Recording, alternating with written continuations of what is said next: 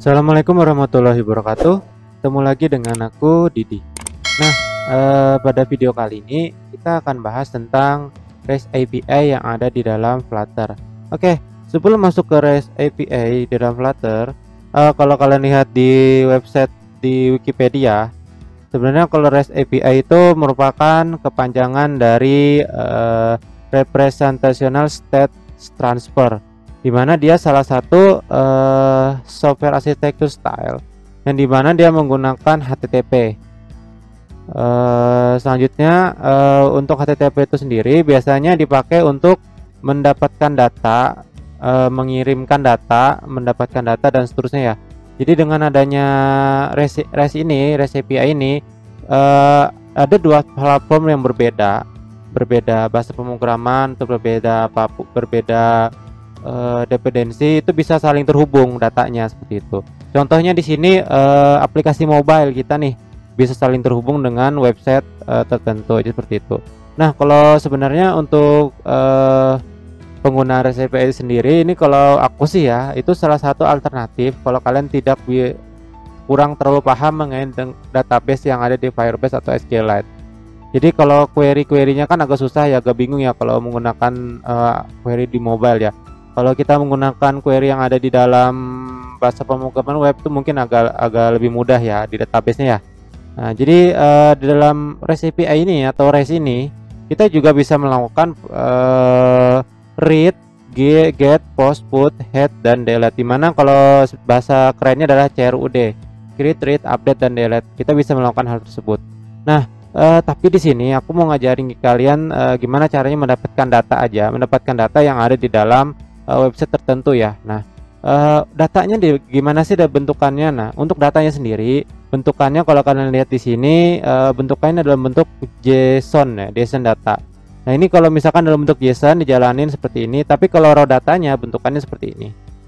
Nah, jadi seperti ini. Ini adalah bentukannya. Jadi JSON itu merupakan singkatan dari JavaScript Object Notation ya kalau nggak salah ya. Nanti kalau salah kalau koreksi ya.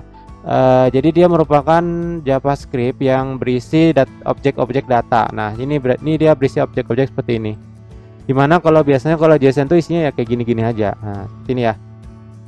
Kalau aku bilang sih sebenarnya JSON yang dipakai ini tujuannya adalah untuk memberikan data kepada orang lain, dimana orang lain itu dapat membuat aplikasinya lebih interaktif ya seperti itu.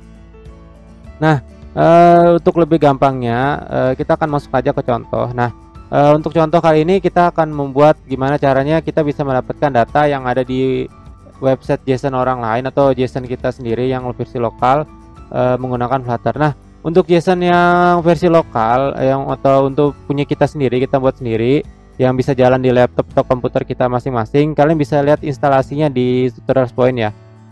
Tapi sebelum kalian melakukan instalasinya, jadi di sini yang dibutuhkan sebenarnya ada dua aplikasi. Yang pertama adalah web server dan Node.js. Web server itu kalian boleh pakai XAMPP, Apache, Nginx dan seterusnya ya. Sedangkan kalau Node.js itu biasanya untuk menjalankan JSON-nya seperti itu. Oke, ini instalasinya kalian bisa lihat di website tutorial point. Oke, lanjut aja lagi. Nah, untuk step pertama sebenarnya kalian harus melakukan adalah menambahkan dependensi HTTP latest version. Nah, berhubung di sini latest version punya aku instalasi HTTP Flutternya masih versi lama, versi yang 12. Ini aku pakai yang versi 12. Jadi aku tambahkan seperti ini. Kalau yang baru itu nanti kalau kalian update-nya kalian bisa lihat di website ini ya. pub.dev/buckets terus apa gitu ya. Nah, di sini kalian bisa lihat di sini installing. Nah, Nah, di sini ya. Nah, ini kalian tinggal update aja nanti. Ini sebenarnya punya aku masih pakai versi lama, nanti tinggal aku update aja sebenarnya. Cuma kalau update butuh waktu yang lama dan resource yang besar juga ya. Jadi seperti itu. Jadi aku pakai yang lama aja, nggak ada pengaruhnya kalau untuk tutorial kali ini. Oke, selanjutnya langkah selanjutnya adalah kita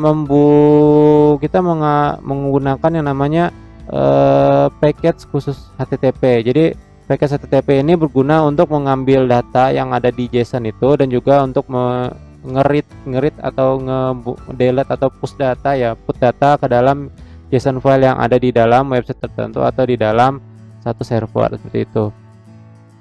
Nah, Kalau kalian lihat di sini selanjutnya, nah untuk mendapatkan datanya gimana sih codingnya? Nah ini codingnya, salah satu codingnya seperti ini. Nah bisa nggak pakai yang lain? Kita bisa put, ini kan get ya salah satunya. Kita bisa post, put, head ataupun delete.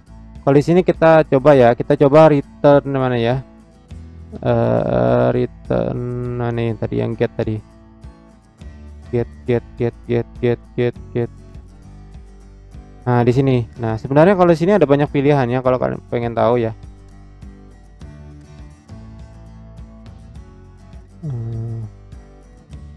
Bisa nggak ya? Nah, ini ternyata dia bisa ini ya.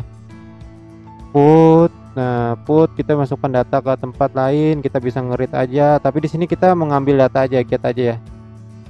Nah, get sama put itu get sama read itu kurang lebih sama isinya.